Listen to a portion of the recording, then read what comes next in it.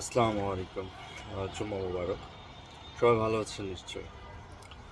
আমরা আজকে শুক্রবারের নামাজ পড়ে যে জিনিসটা আজকে দেখলাম আমাদের ঢাকা শহরে, সবাই প্যালেস্টাইনের জন্য মার্চ ফর প্যালেস্টাইন মুভমেন্টের অংশ হিসেবে মিছিল, গগনবিদারী আওয়াজ, বিভিন্নভাবে প্রসেশনমূলক যে সকল কাজগুলো করা হলো, এটা কি আদৌ প্যালেস্টাইনের জন্য কি কোনো ইফেক্টিভ বা কোনো কাজে আসবে?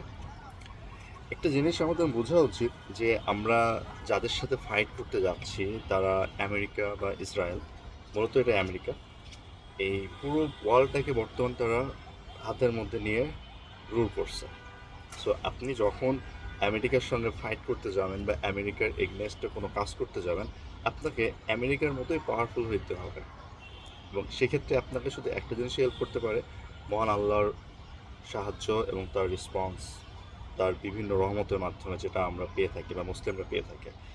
মুসলিমরা এটা মনে করে যে আবাবিল পাখি আসবে, যেটা আমরা দেখেছিলাম আল্লাহ রসুল সাল্লাল্লাহু আলাইহি ওয়াসাল্লামের জন্মের 50 দিন আগে। সো আবাবিল পাখি যখন এসেছিল তখন আল্লাহ রসুল সাল্লাল্লাহু আলাইহি ওয়াসাল্লামের দাদা বলেছিলেন যে এই ঘরটা আল্লাহই রক্ষা করবে। ঠিক একই জিনিসটা দেখেন আমাদের হাদিসেও বলা হয়েছে যে এইখানে খোরাসান থেকে একটা সম্প্রদায়, একটা সৈন্যবাহিনী আসবে যারা প্যালেস্টাইন মুক্ত করবে, আল আকসা মুক্ত করবে।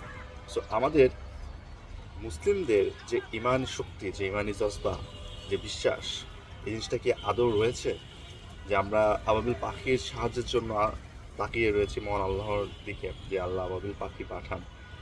যে মুসলিম কান্ট্রিটা বা যে মুসলিম দেশগুলো প্যালেস্টাইনদেরকে মারার জন্য অন্যতম দায়ী, তারাই প্রথম সারির দেশ, যেখানে মক্কা মদিনার মতো একটা জায়গার অধিপতি সৌদি আরব রয়েছেন।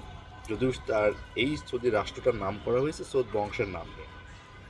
লেবানন আছে একজন। তারপরে আপনি এদিকে সিরিয়াতে বম্বিং করা হচ্ছে অনবরত।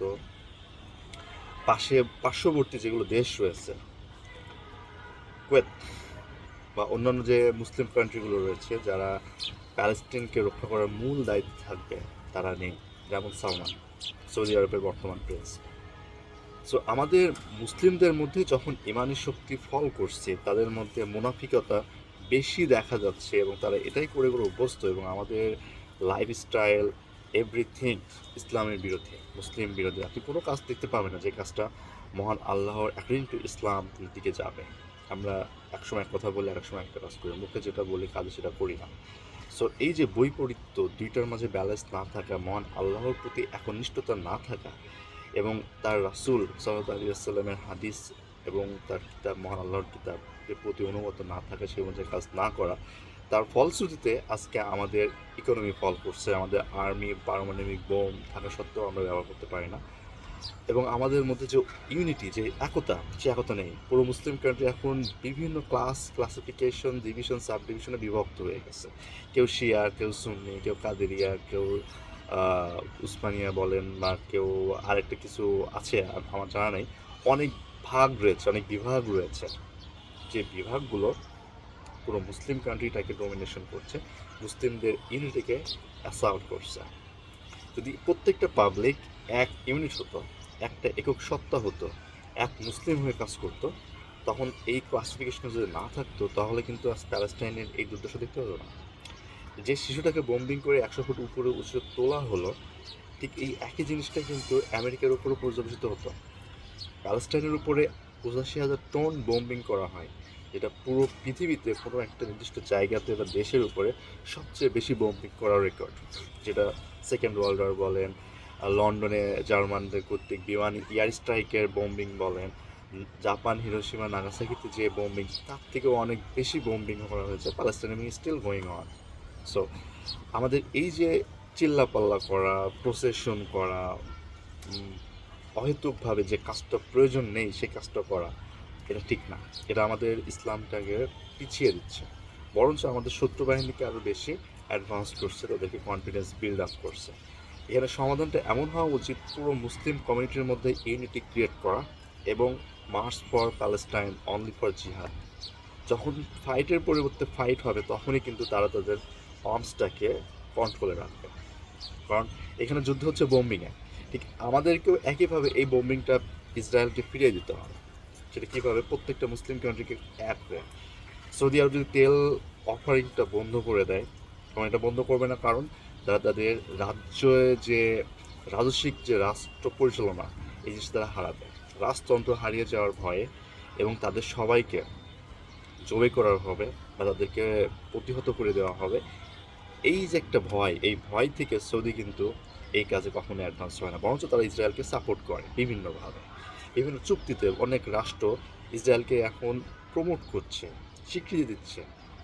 আলহামদুলিল্লাহ আমাদের দেশ এখনো স্বীকৃতি দেয়নি এবং আমরা চাই না ভবিষ্যতে স্বীকৃতি দিক, কিন্তু অন্যান্য মুসলিম কান্ট্রি, বিশেষ করে আরাবিয়ান রাষ্ট্রগুলো তাদেরকে স্বীকৃতি দিয়েছিল, যেমন টার্কি ফার্স্ট তাদেরকে স্বীকৃতি দেয়, কিন্তু সে আরাবিয়ান রাষ্ট্র না।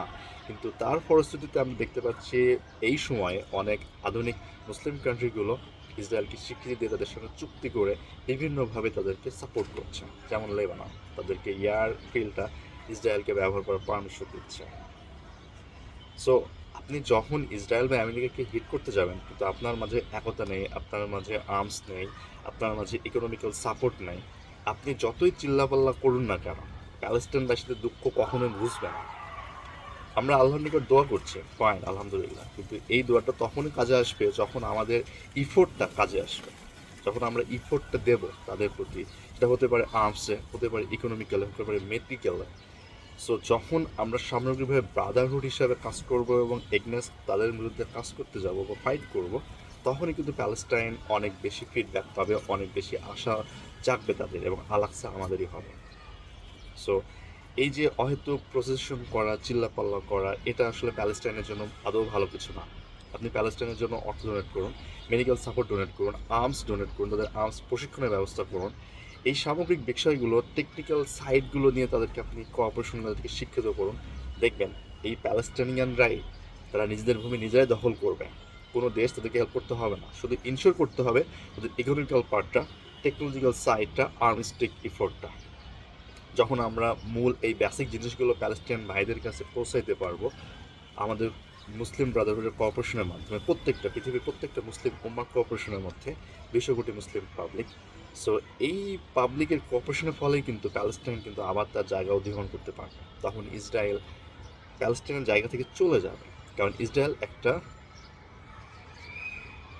ডেমো একটা কান্ট্রি, যে কান্ট্রিটা মেড করা হয়েছিল মধ্যপ্রাচ্যে তাদের প্রভাবটা জারি রাখার জন্য, যেন ইউকে বা আমেরিকা, প্রথমে ইউকে ছিল, পরবর্তীতে এখন আমেরিকা, তাদের থেকে প্রচুর পরিমাণে প্রভাব রাখতে পারে এবং পুরো পৃথিবীতে, বিশেষ করে ভারত মহাসাগর এবং আরব সাগরের উপর দিয়ে আমেরিকা যেন তাদের বুলডোজার চালাইতে পারে শাসনে। দ্যাটস ওয়াই সৌদি আরবকে তারা হাতে নেয়, দুবাইকে তারা হাতে নেয়, বা যেটা আমরা এখন সম্ভবত আরব আমিরাত, এবং অন্যান্য মুসলিম কান্ট্রিকে তারা কুক্ষিগত করে রাখে, এবং ভারত মহাসাগর, আরব সাগরে তাদের আর্মস্টিক, লজিস্টিক সাপোর্ট, নৌবহর সেট করে রাখছে, যেন সময় অনুযায়ী তারা যেন তাদেরকে ক্রাপস করতে পারে। সো আমাদেরকে সমাধানের পথটা হলো এই, যেন মুসলিম ব্রাদারহুডের মধ্যে, পুরো মুসলিম উম্মার মধ্যে একতা হতে হবে, কোনো প্রকার বিভেদ থাকা যাবে না, এবং পরস্পরের প্রতি সহযোগিতার ভাব রাখতে হবে। কিন্তু সেই কাজটা আদৌ কি সম্ভব? বিকজ আমাদের বর্তমান এই মুসলিম জেনারেশন বা মুসলিম কান্ট্রি 200 কোটি মানুষের মধ্যে কোনো মিল নেই, কোনো ঐক্য নেই। সো মুসলিম ভাইদেরকে অনুরোধ করবো, আপনারা প্যালেস্টাইন ভাইদেরকে ইফেক্টে গঠনমূলক সাহায্য করবেন, কিন্তু অহেতুক চিল্লাপাল্লা, প্রসেশন, আন্দোলনের নামে বাটা বা কেএফসিতে চুরি করা, এই জিনিসগুলোর কাছ থেকে বিরত থাকবে।